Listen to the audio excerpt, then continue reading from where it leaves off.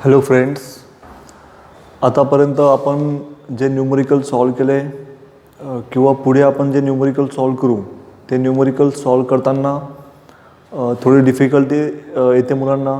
Suppose जर calculation असेल 3.19 divide by 5.26, हे कॅल्क्युलेशन जर आपण 10th प्रमाणे तुम्ही जी मेथड फॉलो केली त्याप्रमाणे जर केलं तर हे खूप कॉम्प्लेक्स होतात. ॲन्सर काढण्यासाठी खूप वेळ लागतो. सो असे कॅल्क्युलेशन्स किंवा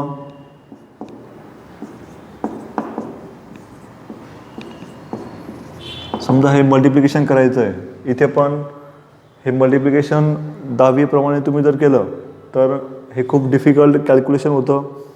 सो अशा कॅल्क्युलेशनसाठी यांना सॉल्व करण्यासाठी आपण लॉग टेबलचा यूज करू. सिमिलरली जिथे साइन कॉस फाइंड करायचे असतात, सपोज sin 30, sin 60 ह्या व्हॅल्यू तुम्हाला 10वीपर्यंत टेबल फॉर्ममध्ये तुम्हाला पार्ट आहेत ते तुम्हाला इझिली फाइंड करता येत, त्यांच्या व्हॅल्यू तुम्हाला माहिती आहेत. पण जर अँगल असेल 32 डिग्री, त्यावेळेस 32 डिग्रीचा साइन काढण्यासाठी तुम्ही जो टेबल पार्ट केला आहे तो यूजफुल नाही आहे. त्यासाठी तुम्हाला लॉग टेबलचा यूज करावा लागेल. लॉग टेबलवरून आपण साइन, कॉस, टॅन किंवा sine inverse, cos inverse, tan inverse कोणत्याही अँगलचं फाइंड करू शकतो. सो इथे आपण लॉग टेबलचा स्टडी करू. आणि या चॅप्टरमध्ये कॅल्क्युलेशन थोडे डिफिकल्ट आहेत. मागच्या चॅप्टरचे पण थोडे कॅल्क्युलेशन जे होते तो बाकी न्यूमरिकलसाठी थोडे कॅल्क्युलेशन डिफिकल्ट होते, तिथे पण आपल्याला हे लॉग टेबल वापरता येणार आहे. सो आता आपण जे स्टडी करू हे study of log table and calculations using the log table हा टॉपिक पूर्ण 11वीला लागेल. पूर्ण 12वीला कॅल्क्युलेशन करण्यासाठी लॉग टेबल वापरावा लागणार आहे. तुमच्या बोर्डच्या एक्झाममध्ये पण लॉग टेबल भेटेल. कॅल्क्युलेशनसाठी तुम्हाला बोर्डच्या एक्झाममध्ये लॉग टेबलचा यूज करता येणार आहे. पण नीट किंवा JEE एक्झाममध्ये लॉग टेबल अलाउड नसतो, लॉग टेबल वापरता येणार नाही आहे. पण त्या एक्झाममध्ये जे MCQ असतील त्या MCQच्या व्हॅल्यू अशा असतात की आपल्याला लॉग टेबलची गरज पडत नाही. नीट किंवा JEEमध्ये MCQमध्ये जे व्हॅल्यू असतात त्या value generally sine of 30, sine of 90 म्हणजे ह्या व्हॅल्यू तुम्हाला त्या टेबल फॉर्ममध्ये लक्षात ठेवता येणार आहेत. सो असे कॅल्क्युलेशन असतात की लॉगची गरज पडत नाही, लॉग टेबलची गरज पडत नाही. सो त्यामुळे नीट आणि JEEला लॉग टेबल अलाउड नसतो कारण त्याची गरजच नसते. पण रेग्युलर बोर्डच्या एक्झाममध्ये हे डिफरंट टाईपचे कॅल्क्युलेशन असतात, ते आपल्या नेहमीच्या पद्धतीने होणार नाही, खूप डिफिकल्ट असतात. म्हणून आपण लॉग टेबलचा यूज करून मल्टिप्लिकेशन, डिव्हिजन, साइन, कॉस हे अँगल फाइंड करणं हे लॉग टेबलचा यूज करून आपण इथे स्टडी करू. ॲक्च्युली रेग्युलर बॅचमध्ये आपण बेसिक मॅथमॅटिक्स घेतो. फिजिक्ससाठी जे पण लागणार आहे 11वी 12वीसाठी कॅल्क्युलेशनसाठी ते बेसिक मॅथमॅटिक्स आपण इथे शिकवतो. त्याच्यात BODMAS rule, rules of exponents, परत डेसिमल पॉईंट शिफ्टिंग, साइन कॉसचा value in the form of circles हे भरपूर टॉपिक असतात. ते टॉपिक ज्या वेळेस आपल्याला लागतील त्यावेळेस मी कंडक्ट करेल. आता लॉग टेबल आपण स्टडी करू फक्त. आता लॉग टेबल लागतो आहे. जर रेग्युलर बॅच सुरू झाली, रेग्युलर क्लासरूममध्ये जेव्हा बॅच असेल आपली त्यावेळेस अजून बाकीचे टॉपिक मी शिकवेल, ते आता लागत नाही आहे. सो आपण लॉग टेबलचा स्टडी करू. सुरुवातीला जो लॉग टेबल असतो, लॉग टेबलचा यूज करून आपल्याला मल्टिप्लिकेशन किंवा डिव्हिजन करता येईल किंवा साइन कॉसच्या व्हॅल्यू आपल्याला फाइंड करता येतील.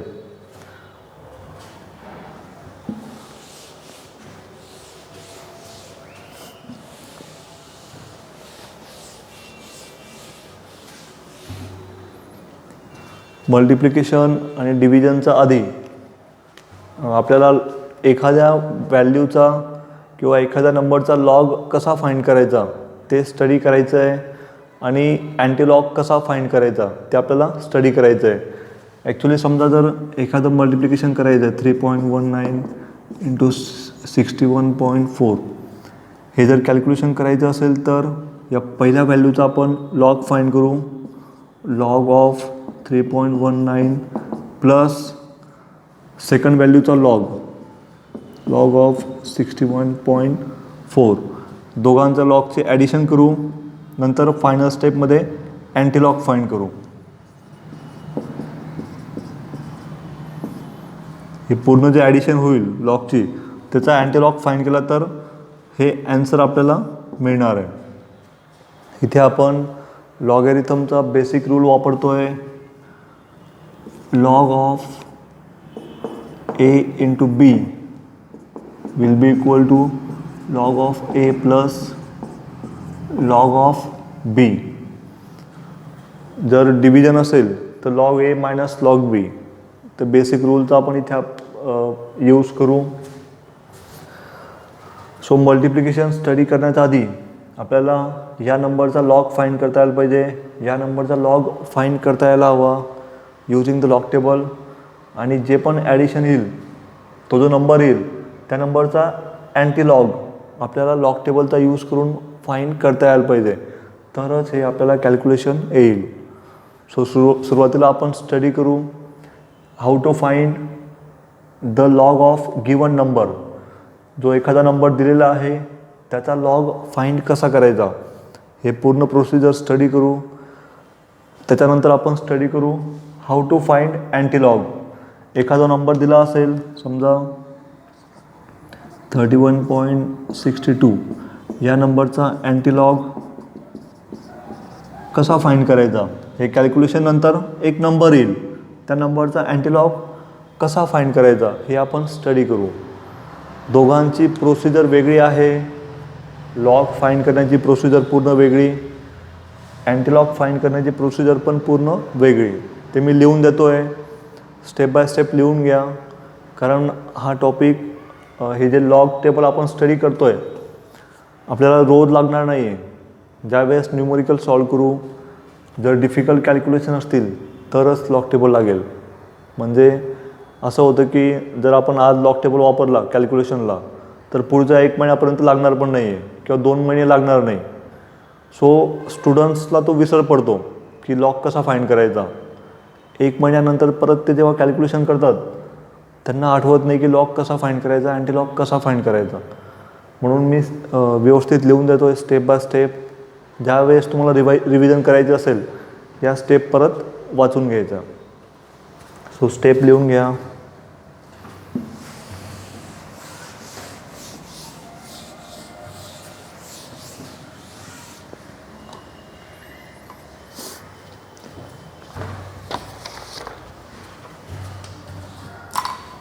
Our topic is to find logarithm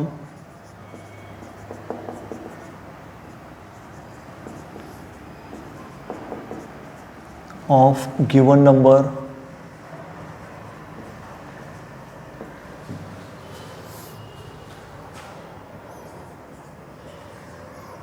suppose we have number x. एक्सचा जो लॉग असेल नंबर एक्सचा जो लॉग असेल तो लॉग लिहिताना आधी आपल्याला कॅरेक्टरिस्टिक्स लिहावं लागेल.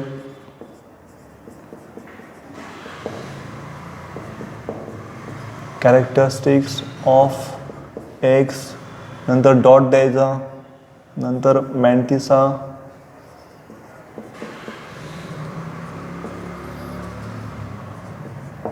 Of x. जर एखादा नंबर दिलेला आहे एक्स त्या नंबरचा लॉग फाइंड करताना आधी आपल्याला कॅरेक्टरिस्टिक्स फाइंड करता यायला हवी. Characteristics of x. कॅरेक्टरिस्टिक्स लिहिल्यानंतर डेसिमल पॉईंट द्यायचा नंतर जो एक्स नंबर आहे त्याचा मॅन्टिसा लिहायचा. आपण स्टेप बाय स्टेप लिहून घेऊ. Rules to find the characteristics. Characteristics कशी फाइंड करायची याचे रूल मी लिहून देतो आहे. नंतर आपण मॅन्टिसा कसा फाइंड करायचा याचा स्टेप मी लिहून देईल. So part A, rules to find the characteristics. हे नोटबुकमध्ये लिहा.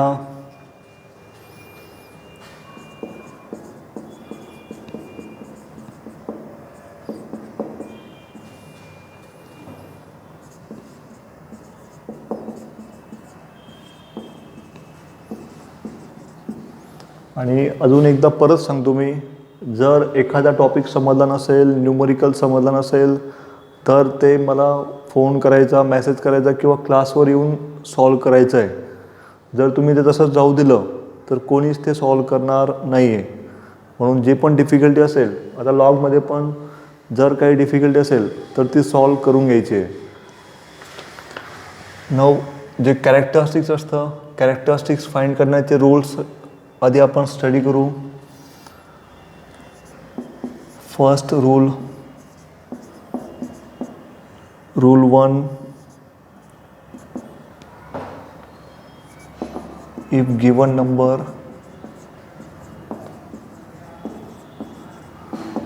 is greater than 1,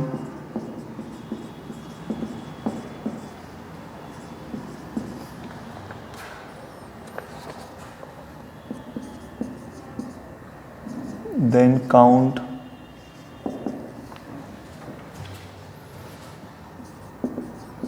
the number of digits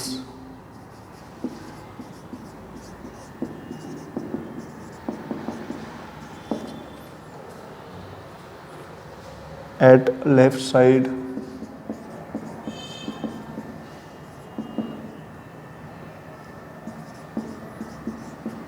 of decimal point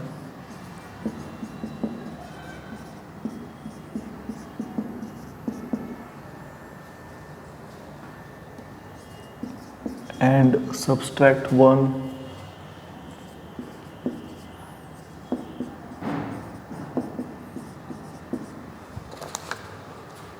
from that number.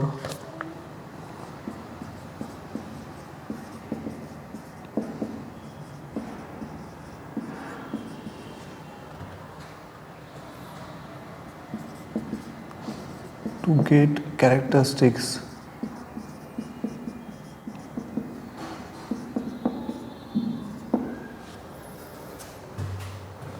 Examples.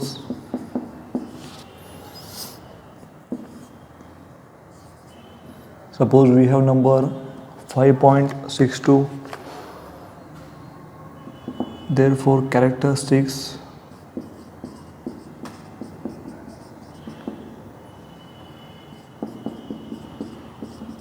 of 5.62 will be 1 minus 1 means 0. पहिला रूल समजून घेऊ. आपल्याला आधी कॅरेक्टरिस्टिक्स कसं फाइंड करायचं ते स्टडी करायचं आहे. नंतर मॅन्टिसा कसा फाइंड करायचा ते स्टडी करू. कॅरेक्टरिस्टिक्स फाइंड करण्यासाठी 2 रूल आपल्याला स्टडी करायचे आहेत. हा पहिला rule 1, if the given number is greater than 1. आपण एक एक्झाम्पल घेतलं आहे 5.62. या 5.62चा लॉग फाइंड करताना आधी आपल्याला त्याचा कॅरेक्टरिस्टिक्स फाइंड करायचा आहे. सो हा जो गिवन नंबर आहे 5.62 is given number. If this number is greater than 1, 5.62 हा नंबर ग्रेटर दॅन 1 आहे, greater than or equal to 1 हा ग्रेटर दॅन 1 आहे. Then count the number of digits at the left side of decimal point. Decimal पॉईंटच्या left साईडला जे number of digit आहेत ते count करायचे. इथे नंबर ऑफ डिजिट आहे 1, इथे 1 लिहून घ्यायचा at the left side of decimal point and subtract 1 from that number. Number of digits आहेत 1, त्याच्यातून -1 करायचा, सबस्ट्रॅक्ट 1 करायचा. Then we will get this characteristics. So 1 minus 1 0. 0 is characteristics of 5.62. पुढचं एक्झाम्पल घेऊ आपण. सपोज 32.91. हा जो गिवन नंबर आहे याचं कॅरेक्टरिस्टिक्स फाइंड करायची आहे. कॅरेक्टरिस्टिक्स फाइंड करताना आधी बघायचं की गिवन नंबर ग्रेटर दॅन 1 आहे का. हा ग्रेटर दॅन 1 जर असेल तर डेसिमल पॉईंटच्या लेफ्ट साईडचे डिजिट काउंट करायचे. हे नंबर ऑफ डिजिट आहे 2, त्याच्यातून एक सबस्ट्रॅक्ट करायचा. So 2 - 1 1. So 1 will be the characteristics of 32.91. Therefore characteristics शॉर्टमध्ये लिहितो मी, कॅरेक्टरिस्टिक्स ऑफ 32.91. या नंबरची कॅरेक्टरिस्टिक्स असेल 1. अजून एक्झाम्पल घेऊ आपण. Third example. सपोज 195.1. हे शॉर्टमध्ये कॅरेक्टरिस्टिक्स ऑफ 195.1. जो गिवन नंबर आहे हा नंबर जर ग्रेटर दॅन 1 असेल, हा ग्रेटर दॅन 1 आहे तर डेसिमल पॉईंटच्या लेफ्ट साईडचे डिजिट काउंट करायचे. इथे डिजिट्स आहेत 3, त्याच्यातून एक कमी करायचा. So 3 - 1 2. 2 is characteristics of 195.1. So पहिल्या स्टेपमध्ये आपल्याला कॅरेक्टरिस्टिक्स फाइंड करता यायला पाहिजे. हा पहिला रूल होता, if the number is greater than 1. आता सेकंड रूल, हे लिहून घ्या इथपर्यंत. रूल 1 लिहा, त्याचे एक्झाम्पल्स लिहा. व्हिडिओ पॉज करून हा रूल आणि एक्झाम्पल लिहून घ्या. Now we will go for rule 2.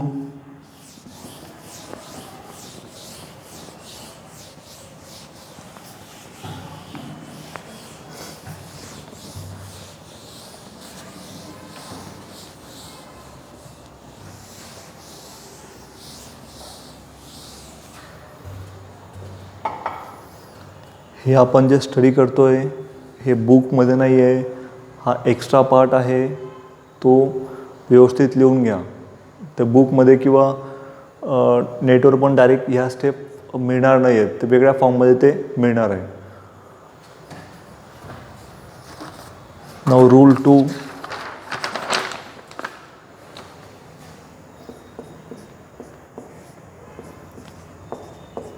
Second rule, if the given number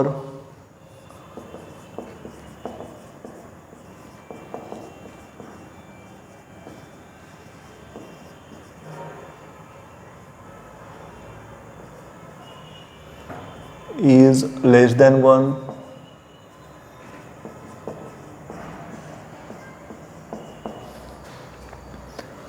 मागच्या पहिल्या रूलमध्ये गिवन नंबर ग्रेटर दॅन 1 होता.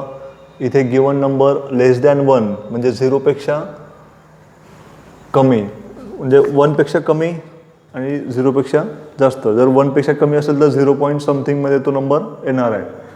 जर गिवन नंबर लेस दॅन 1 असेल then count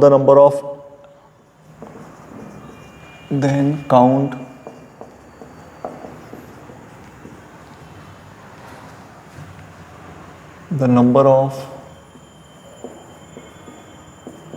adjacent zeros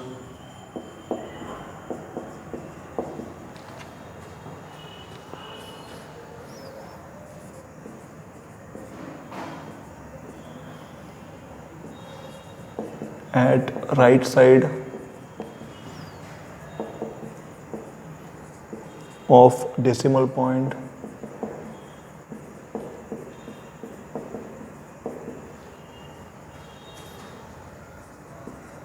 and add 1 to that number.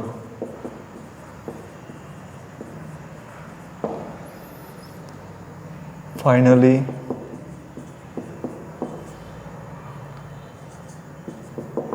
write characteristics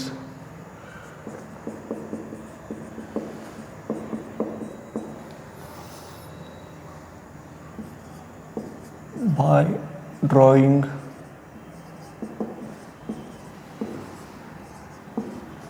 bar on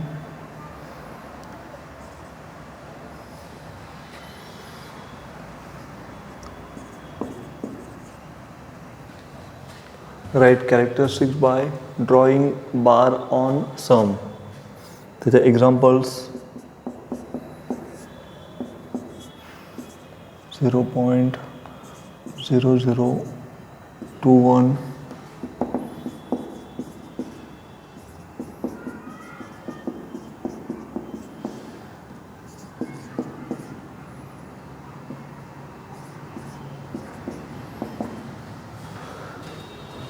Now second rule, if the given number is less than 1, given number जर less than 1 असेल, for example 0.0021 हा जो number आहे तो लेस than 1 but greater than 0, 0पेक्षा मोठा पण लेस than 1.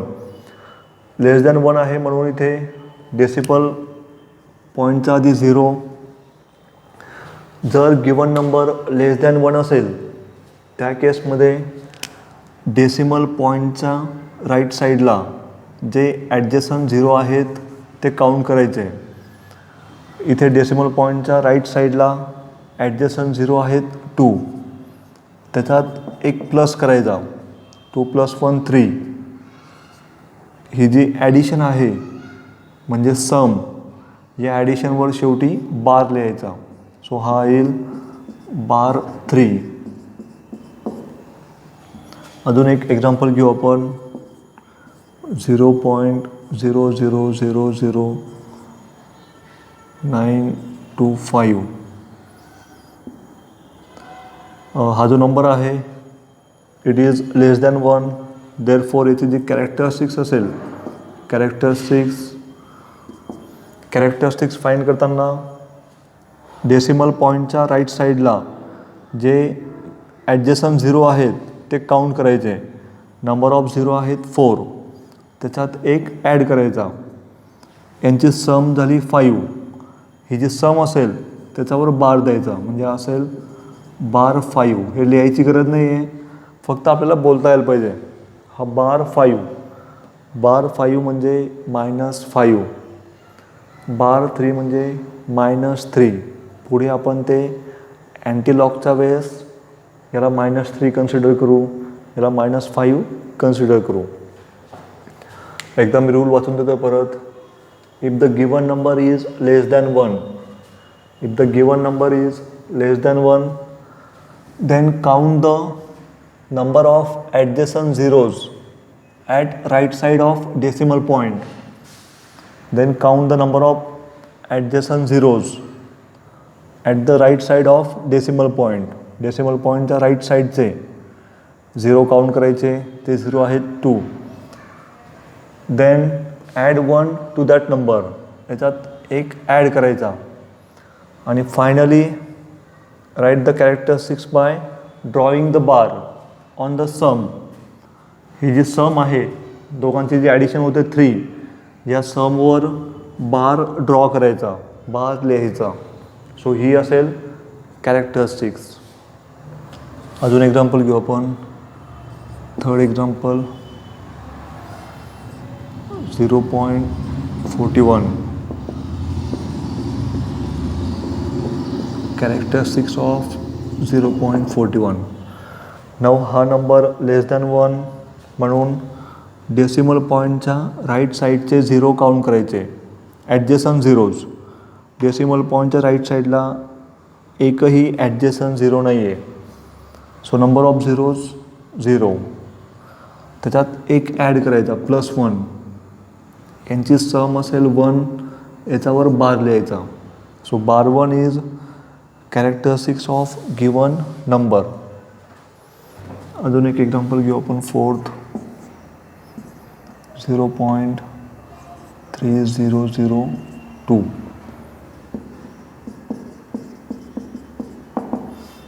Given number लेस than 1 म्हणून decimal पॉईंटच्या राईट साईडला ॲडजसंट 0, ॲडजसंट म्हणजे डेसिमल पॉईंटला लागून, इथे डेसिमल पॉईंटला लागून एक पण झिरो नाही आहे. So number of zeros 0. त्याच्यात एक ॲड करायचा. यांची जी सम असेल, या सम म्हणजे 1, त्याच्यावर बार लिहायचा. बार 1 is characteristics of given number. अजून एक एक्झाम्पल घेऊ आपण. 5th 0.01002.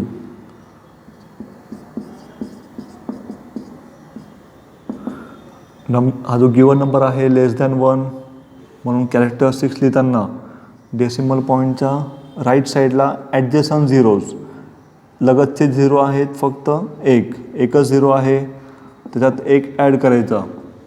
दोघांची जी सम असेल त्याच्यावर बार लिहायचा. So bar 2 is the characteristics.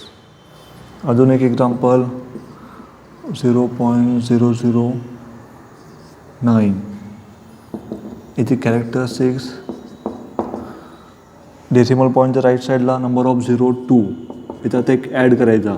यांची जी सम असेल, सम म्हणजे 3, त्याच्यावर बार लिहायचा. बार 1, बार 2, बार 3.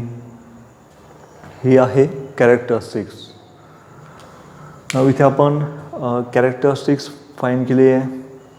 कॅरेक्टरिस्टिक्स फाईंड करताना 2 रूल वापरायचे. If the given number is greater than 1, तो पहिला rule.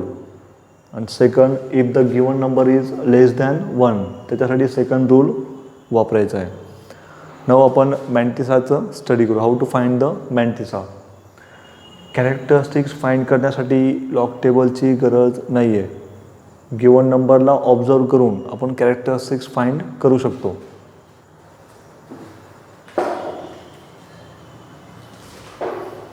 Now we will see how to find the mantissa. हे लिहून घ्या.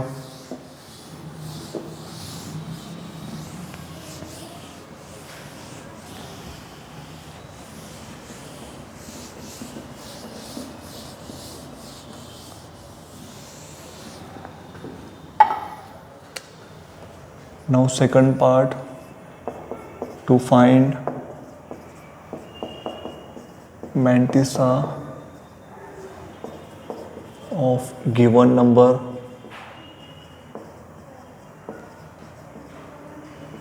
using log table.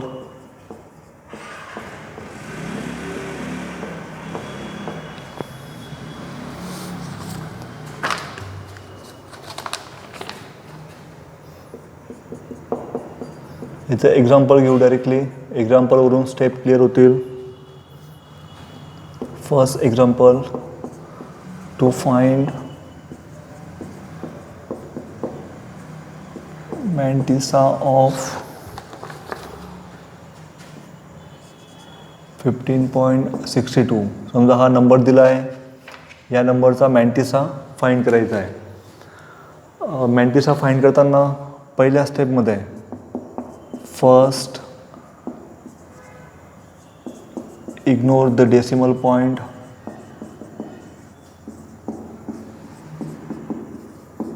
Decimal point ignore करायचा. Then given number will become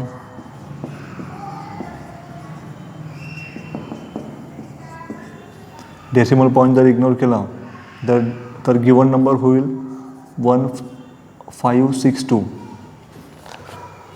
या नंबरचा मॅन्टिसा फाइंड करताना पहिल्या स्टेपमध्ये डेसिमल पॉईंट इग्नोर करायचा, म्हणजे डेसिमल पॉईंट काढून टाकायचा. डेसिमल पॉईंट काढल्यानंतर हे जे डिजिट असतील त्यातले पहिले 2 डिजिट म्हणजे रो, थर्ड डिजिट म्हणजे कॉलम आणि लास्ट डिजिट म्हणजे मीन डिफरन्स.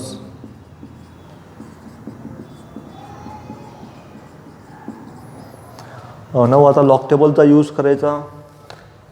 तुमचा जो लॉग टेबल आहे, लॉग टेबलमध्ये इथे लॉगॅरिथम्स हा टेबल ओपन करायचा. पुढे असेल अँटी लॉगॅरिथम्स, तो नंतर यूज करू. आधी लॉगॅरिथम्स हा टेबल यूज करा. या लॉगॅरिथमच्या टेबलमध्ये इथे वर्टिकली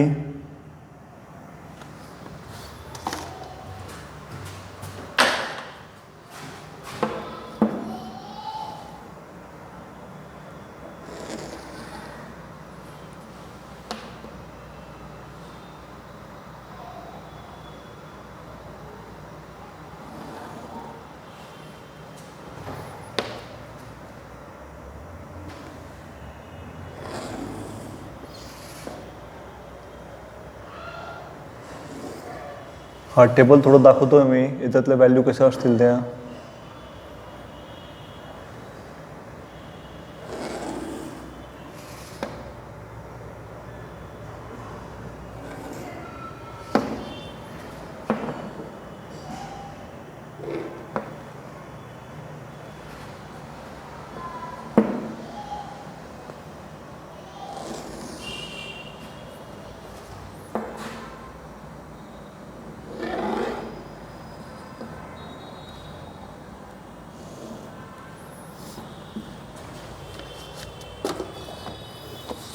या टेबलमध्ये सुरुवातीला कॉलम असेल 10, 11 अप टू 54 आणि पुढच्या इथे कंटिन्यू होईल 55 पासून इकडे 99 पर्यंत. हॉरिझॉन्टली 0, 1, 2 हे कंटिन्यू होईल 9 पर्यंत. याच्यानंतर परत अजून एक सेक्शन येतो मीन डिफरन्स.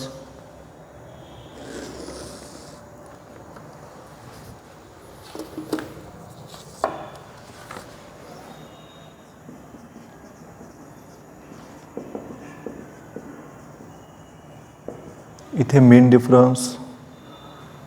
डिफरन्समध्ये परत कॉलम असतील 1, 2, 3, 4 अप टू 9. हे 9 पर्यंत कॉलम असतील. हा जो लॉक टेबल आहे, लॉक टेबलचा यूज करताना जो गिवन नंबर आहे ते गिवन नंबरचे पहिले 2 डिजिट्स म्हणजे रो, हा जो 15 आहे 15चा रो इथे येईल 15. या 15चा रो त्याला स्केच करायचं किंवा त्याला ट्रेस करायचं. हा 15चा रो घ्यायचा, रो म्हणजे हॉरिझॉन्टल. नंतर हा जो पुढचा 6 आहे त्याचा कॉलम, इथे 6 येईल, या 6चा कॉलम हा मॅच करायचा. हा मॅच केल्यानंतर इथे व्हॅल्यू येईल 15 आणि 6चं मॅच केल्यानंतर इथे व्हॅल्यू असेल 1931. इथे व्हॅल्यू असेल 1931. तो 1931 लिहून घ्यायचा.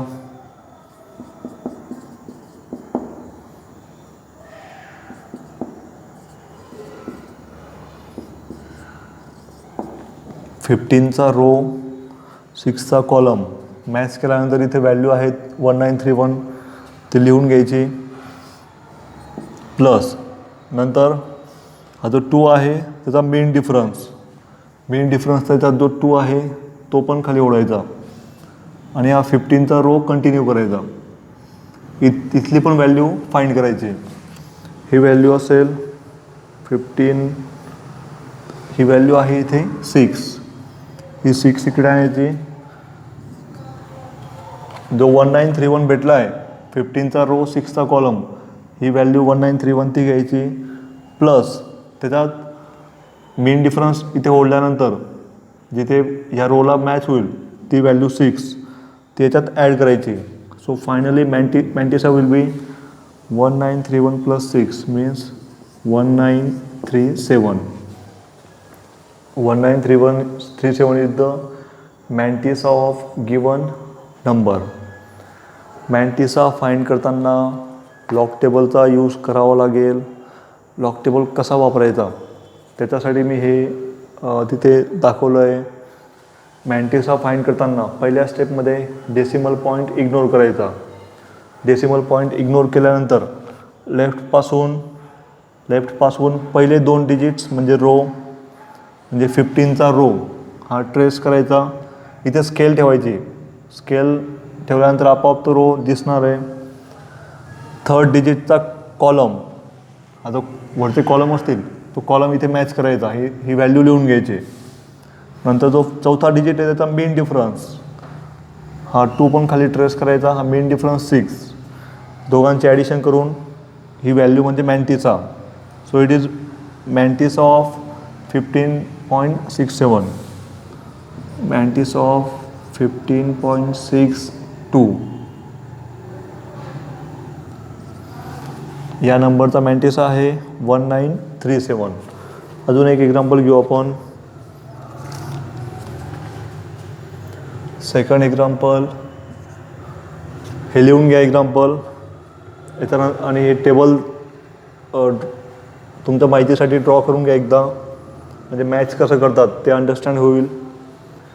सेकंड एक्झाम्पल पहिले लिहून घ्या, नंतर सेकंड स्टार्ट करा.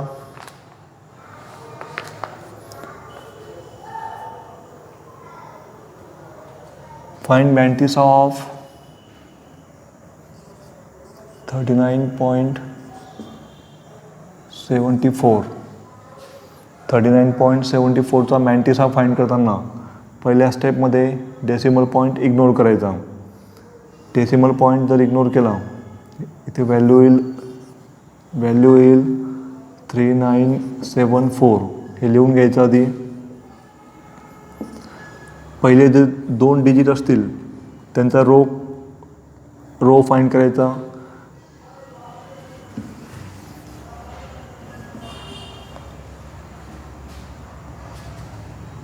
समजा इथून पहिला रो आहे 39, समजा इथे 39, हे 39चा रो ट्रेस करायचा, म्हणजे स्केल ठेवून द्यायची. 39चा रो, नंतर 7चा कॉलम, इथे जो 7 असेल या 7चा कॉलम इथे मॅच करायचा. 39चा रो आणि 7चा कॉलम,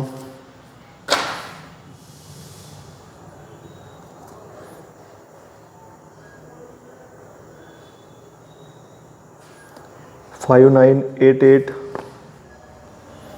इथे व्हॅल्यू आली 5988. हे लिहून घ्यायची. 5988 प्लस हा जो 39चा रो 7चा कॉलम हे मॅच केला आपण 5988. जो शेवटचा डिजिट आहे त्याचा मेन डिफरन्स, हा जो 4 आहे, मेन डिफरन्समधला 4 तो ट्रेस करायचा, हॉरिझॉन्टल ट्रेस हे मॅच करायचा. 39चा 4मध्ये तो मेन डिफरन्स येतो इथे 4, ही व्हॅल्यू 4 ती ॲड करायची plus 4. So 5988 plus 4 means 5992. It is mantissa of given number. या नंबरचा मॅन्टिसा आहे 5992. सो मॅन्टिसा फाइंड करण्यासाठी लॉक टेबलचा यूज करायचा. अजून एक्झाम्पल घेऊ आपण. Third example, same step follow करायचं.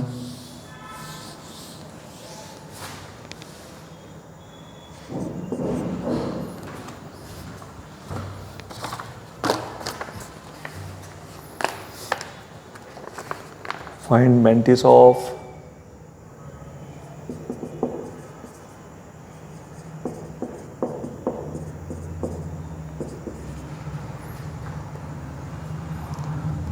0.5437. मॅन्टिसा फाइंड करताना डेसिमल पॉईंट इग्नोर करायचा, नंबर येईल 5437. हा डेसिमल पॉईंट सोडून द्यायचा.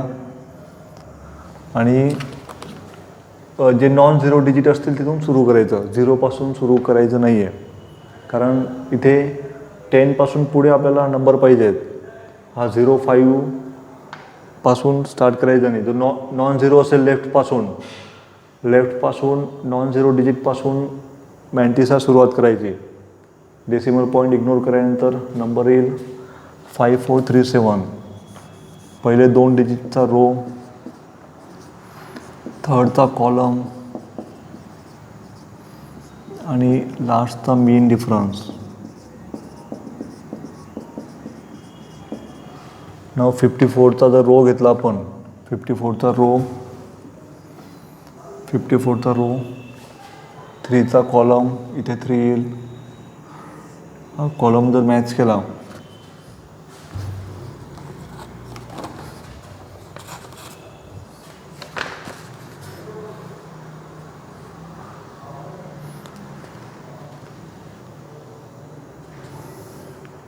हा येईल 7348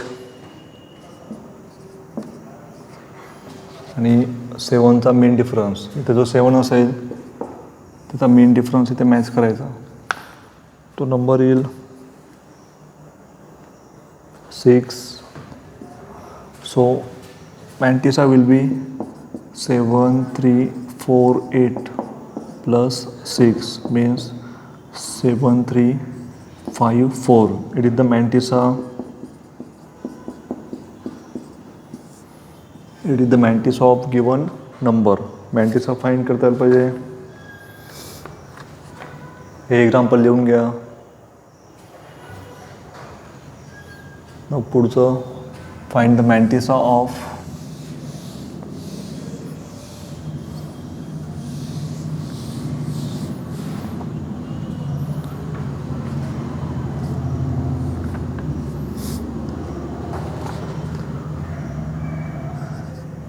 5.62. मॅन्टिसा फाइंड करताना डेसिमल पॉईंट इग्नोर करायचा म्हणजे हा येईल 562. लेफ्टपासून पहिले 2 डिजिट म्हणजे रो, 3rd डिजिट म्हणजे कॉलम आणि जर 4था डिजिट नसेल तर 4था डिजिट बाय डिफॉल्ट असतो 0. 0चा मेन डिफरन्स नसतो म्हणून 4था डिजिट जर दिलेला नसेल तर मेन डिफरन्स ॲड करायची गरज नाही आहे. फक्त 56चा रो घ्या.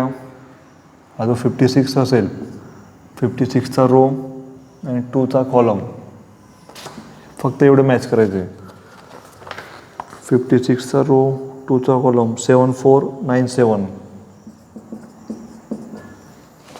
So mantissa 7497. Mean difference add करायची गरज नाही आहे.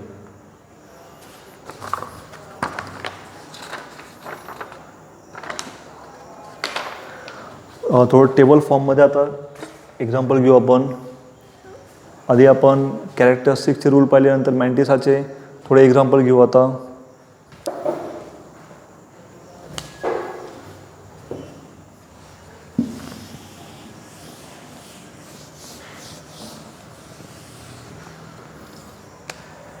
एक टेबल ड्रॉ करा.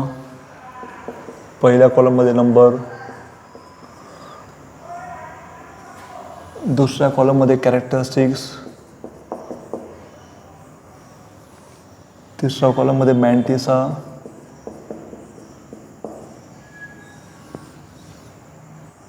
आणि चौथ्या कॉलममध्ये log.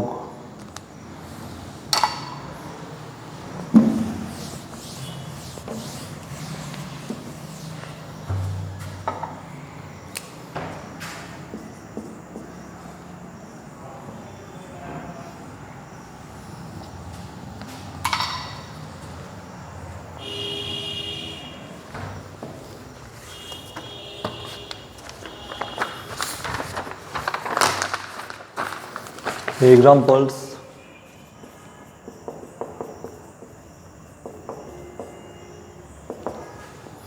Suppose we have number 2.341. या नंबरचा लॉग फाइंड करताना आपण स्टेप बाय स्टेप जाऊ. पुढे आपल्याला डायरेक्ट लॉग लिहिता यायला पाहिजे. या नंबरचा लॉग फाइंड करण्यासाठी आधी आपण कॅरेक्टरिस्टिक्स फाइंड करू. हा गिवन नंबर ग्रेटर दॅन 1 म्हणून कॅरेक्टरिस्टिक्स फाइंड करताना डेसिमल पॉईंटच्या लेफ्ट साईडचे डिजिट काउंट करायचे. ते डिजिट आहे 1, त्याच्यातून एक सबस्ट्रॅक्ट करायचा. 1 - 1 0. So characteristics will be 0. नंतर याचा मॅन्टिसा फाइंड करायचा. मॅन्टिसा फाइंड करताना डेसिमल पॉईंट इग्नोर केला. 23चा 4 1 मध्ये 23चा 4 आणि 1 म्हणजे 3692 प्लस 2 3694. मॅन्टिसा विल बी 3694. शेवटी लॉग लिहिताना कॅरेक्टरिस्टिक्स लिहायची. Characteristics of given number, characteristics आहे 0, नंतर डेसिमल पॉईंट, नंतर हा मॅन्टिसा लिहायचा 3694. टॉपिकच्या सुरुवातीला आपण जे लिहिलं होतं log of x means log of given number. Given नंबरचा लॉग लिहिताना आधी कॅरेक्टरिस्टिक्स लिहायची. ही जी कॅरेक्टरिस्टिक्स आहे कॅरेक्टरिस्टिक्स ऑफ एक्स, नंतर डेसिमल पॉईंट, नंतर मॅन्टिसा ऑफ एक्स, या नंबरचा मॅन्टिसा म्हणजे हा झाला लॉग. पहिल्यांदा आपण लॉग डायरेक्ट लिहितो आहे पूर्ण. गिवन नंबरचा लॉग आहे 0.3694. अजून एक पुढचा नंबर घेऊ.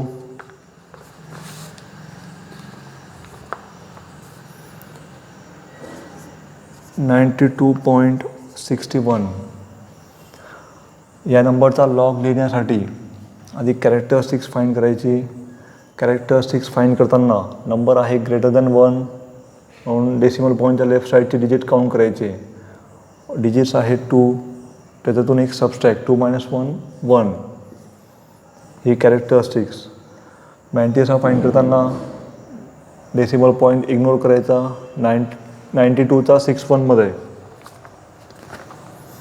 92चा 61 मध्ये 0 मीन्स 9666. हा झाला मॅन्टिसा.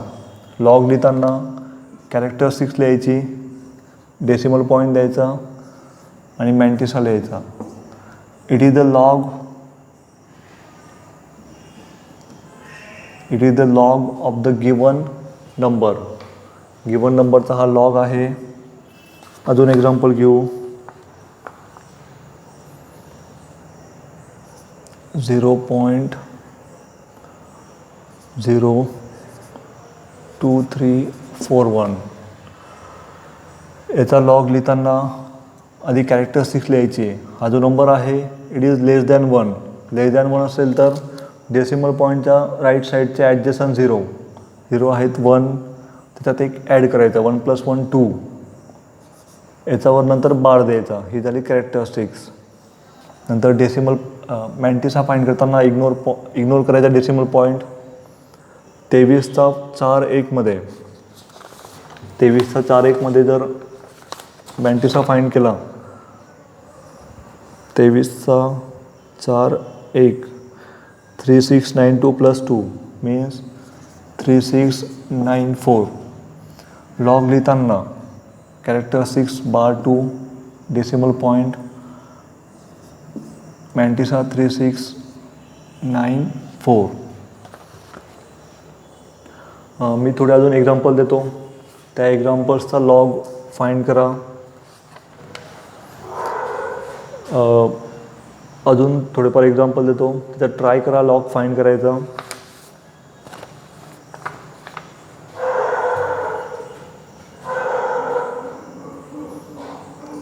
सेवन 32.5 7.92 0.873 0.00373 0.900. यांचा लॉग फाईंड करा. पुढच्या लेक्चरमध्ये परत मी थोडे एक्झाम्पल घेईल, नंतर आपण अँटीलॉग सुरू करू. आता आपण लॉग स्टडी केला, त्याच्या अजून एक्झाम्पल घेईल मी. तुम्ही हे ट्राय करा आणि काही डिफिकल्टी असेल तर मला विचारायचं आहे. पुढच्या वेळेस आपण अँटीलॉग आणि एक्झाम्पल स्टार्ट करू. थँक्यू.